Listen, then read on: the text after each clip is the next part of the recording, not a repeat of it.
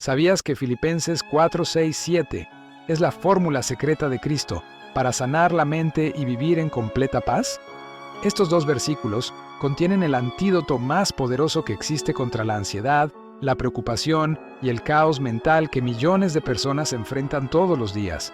No es una teoría psicológica, no es una técnica de relajación moderna, es una verdad divina que ha funcionado por más de 2000 años y que sigue transformando vidas hoy. La mayoría de las personas conocen este pasaje, lo han escuchado en la iglesia, quizás hasta lo tienen subrayado en su Biblia, pero muy pocos entienden realmente cómo funciona esta fórmula.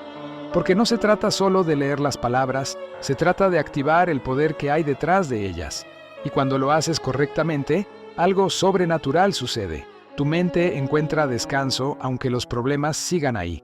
Tu corazón se tranquiliza aunque las circunstancias no hayan cambiado. Experimentas una paz que no tiene explicación lógica.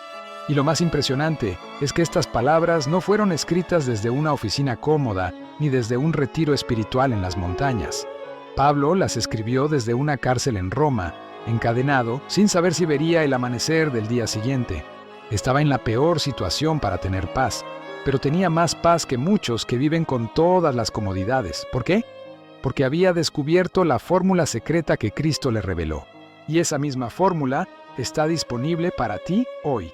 La paz completa no viene de controlarlo todo, sino de confiarlo todo. Esa es la esencia de lo que vamos a descubrir. Hoy vamos a recorrer cada palabra de Filipenses 4, 6, 7. Vamos a entender qué significa realmente vivir sin afán.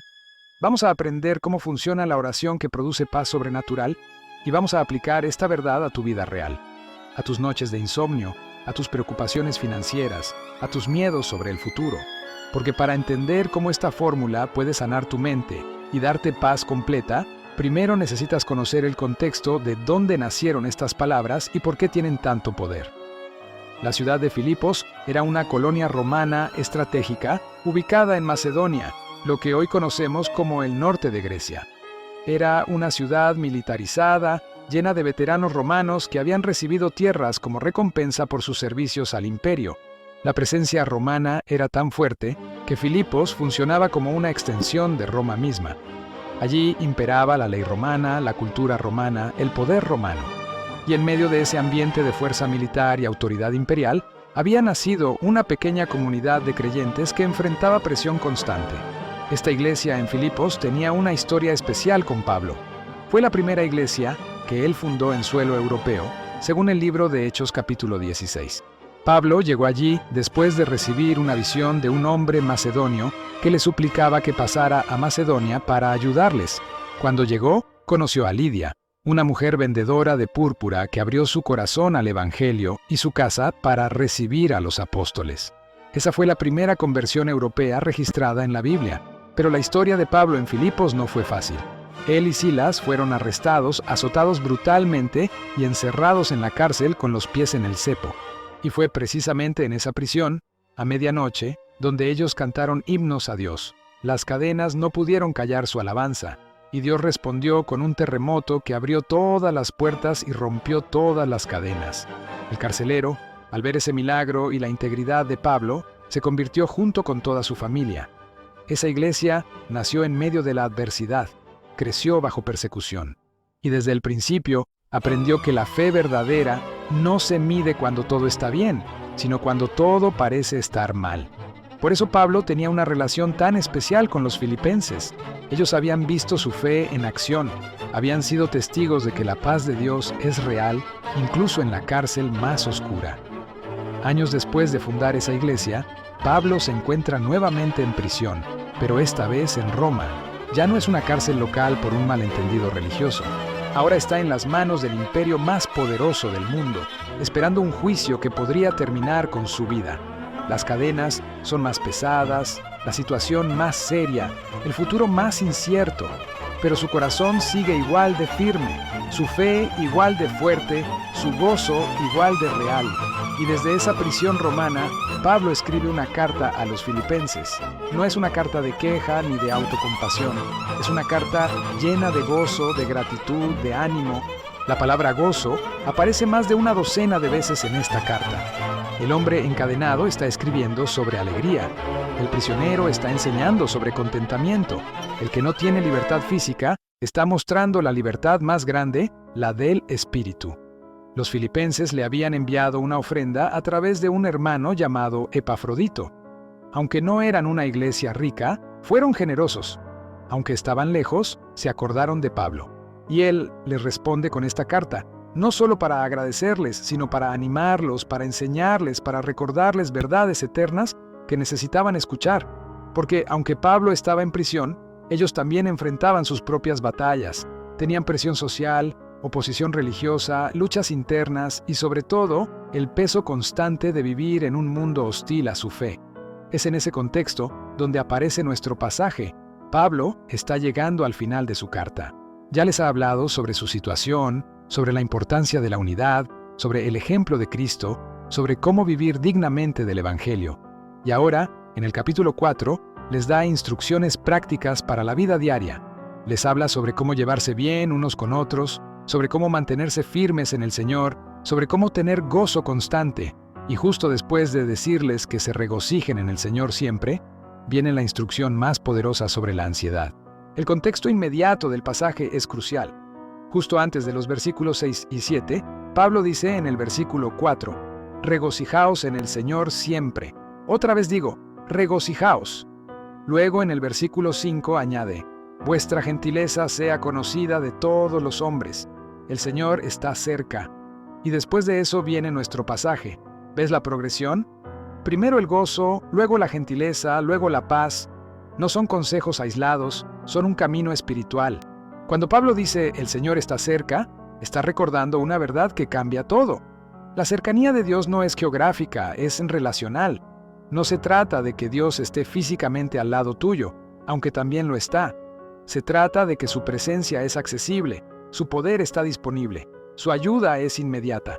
Cuando entiendes que el Señor está cerca, la ansiedad pierde su poder, porque ya no estás solo enfrentando tus problemas. Tienes al Dios del universo caminando contigo. Y sobre esa base, sobre ese fundamento de la cercanía de Dios, Pablo introduce la fórmula contra la ansiedad. No lo hace como un consejo casual, lo hace como una orden directa, como una instrucción que viene con autoridad apostólica y con sabiduría divina. Porque él no está especulando, está transmitiendo una verdad que ha vivido personalmente, ha experimentado esta paz en las peores situaciones, y ahora, desde una cárcel, les enseña cómo ellos también pueden experimentarla. El versículo 6 comienza con una palabra poderosa. Por nada estéis afanosos. En el original griego, la palabra para afanosos es merinao, que significa estar ansioso, preocupado, lleno de cuidado excesivo. Es esa sensación de estar dividido mentalmente, tironeado en diferentes direcciones, sin poder encontrar descanso, y Pablo dice por nada, no dice por algunas cosas, no dice excepto cuando la situación sea grave, dice por nada, cero. Ninguna situación, ninguna circunstancia, ningún problema merece que pierdas tu paz. Ahora, ¿significa eso que debemos ser irresponsables? ¿Que no debemos pensar en el futuro ni planificar nada? No. Estar afanoso no es lo mismo que ser prudente. La prudencia planifica, la ansiedad paraliza. La prudencia toma decisiones sabias. La ansiedad da vueltas en círculos mentales sin llegar a ningún lado. La prudencia confía en Dios mientras hace su parte. La ansiedad intenta controlar lo que nunca podrá controlar.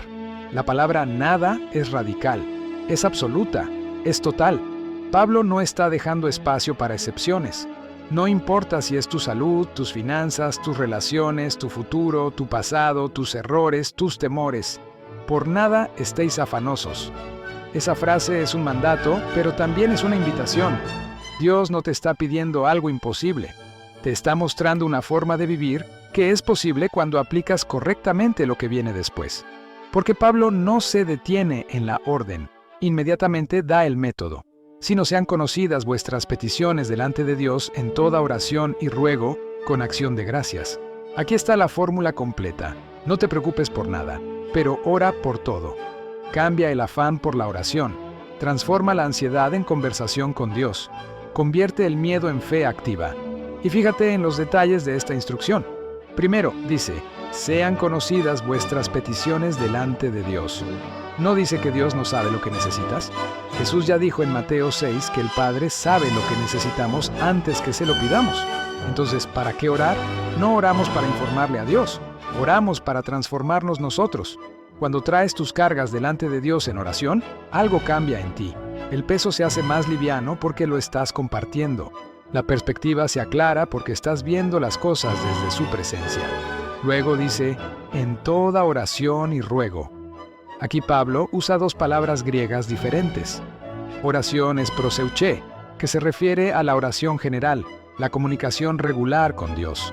Ruego es deesis, que se refiere a peticiones específicas, súplicas concretas por necesidades particulares. Pablo está diciendo que uses todas las formas de oración. No te limites.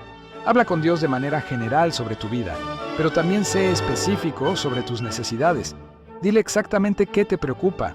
No hay petición demasiado pequeña ni demasiado grande para llevarla a Dios.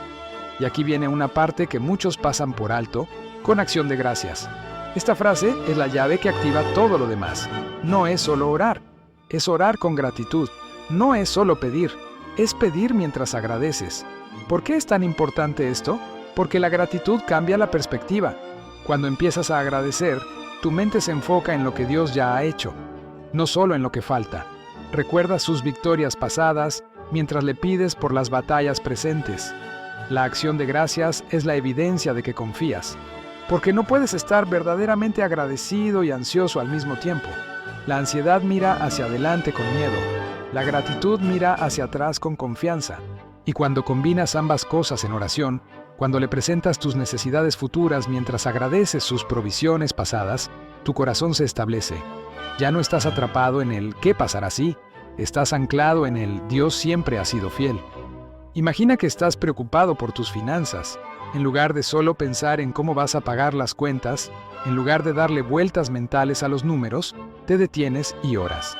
Señor, te presento esta necesidad financiera. Tú sabes lo que debo y lo que tengo.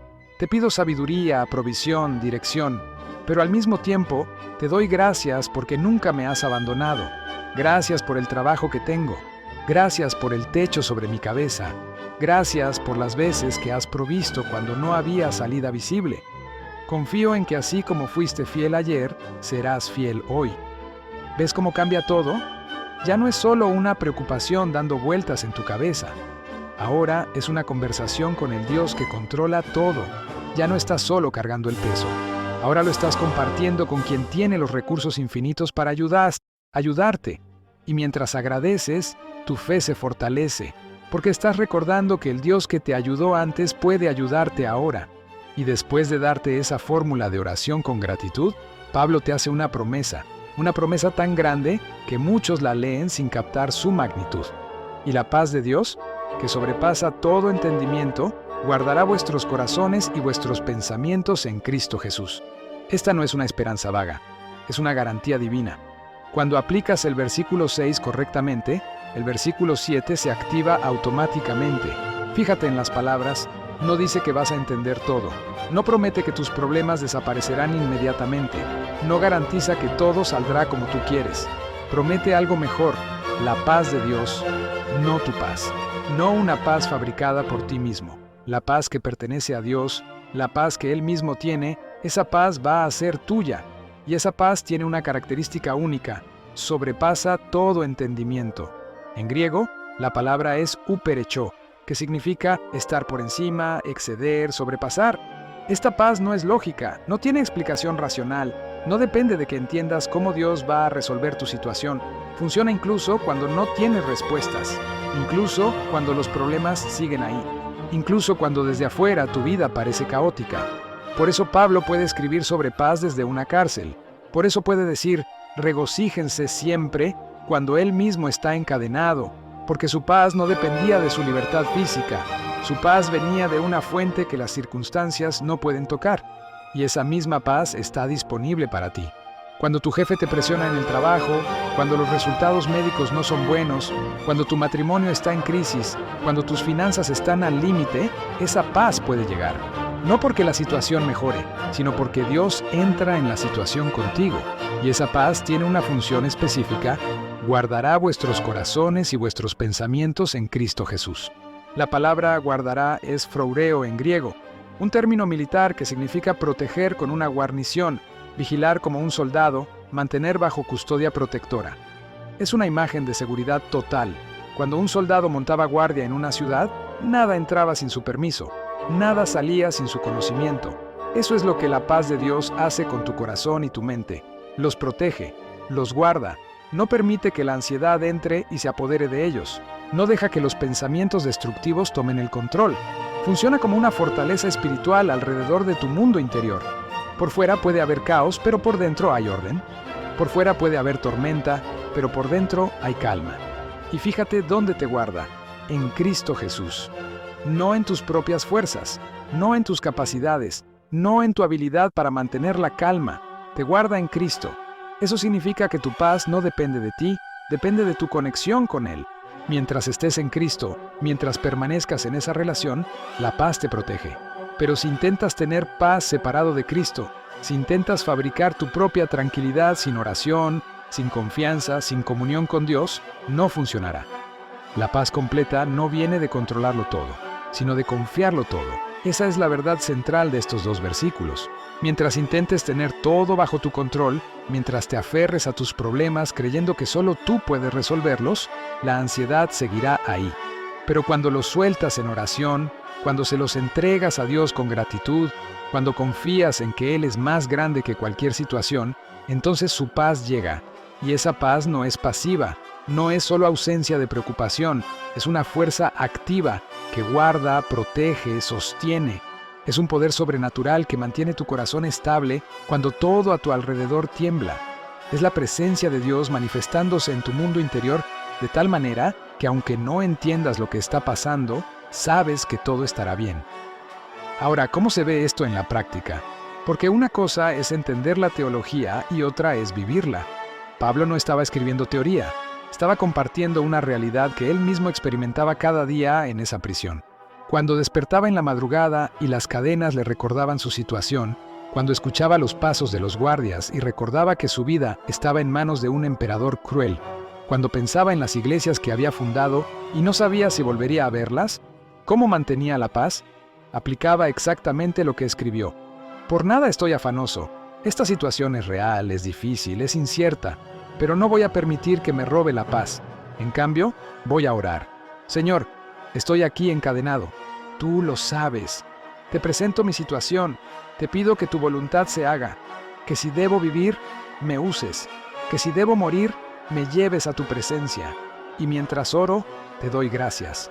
Gracias porque aunque estoy preso, el Evangelio sigue avanzando. Gracias porque estos guardias están escuchando de ti. Gracias porque tienes un propósito incluso en esta celda. Y entonces algo sucedía. La paz llegaba. No porque las cadenas desaparecieran, no porque el juicio se cancelara. La paz llegaba porque Dios estaba con él. Y esa presencia era suficiente. Esa cercanía era mayor que cualquier problema. Cuando tienes a Dios, tienes paz. Artistas de la Piedra, especialistas en mampostería y muros de piedra natural de diferente composición. Olvídate de humedad y deterioro en paredes. Adaptamos cada proyecto a tu vivienda y al entorno de las islas. También trabajamos albañilería, electricidad, pladur. Artistas de la Piedra. Profesionalidad, calidad y garantía.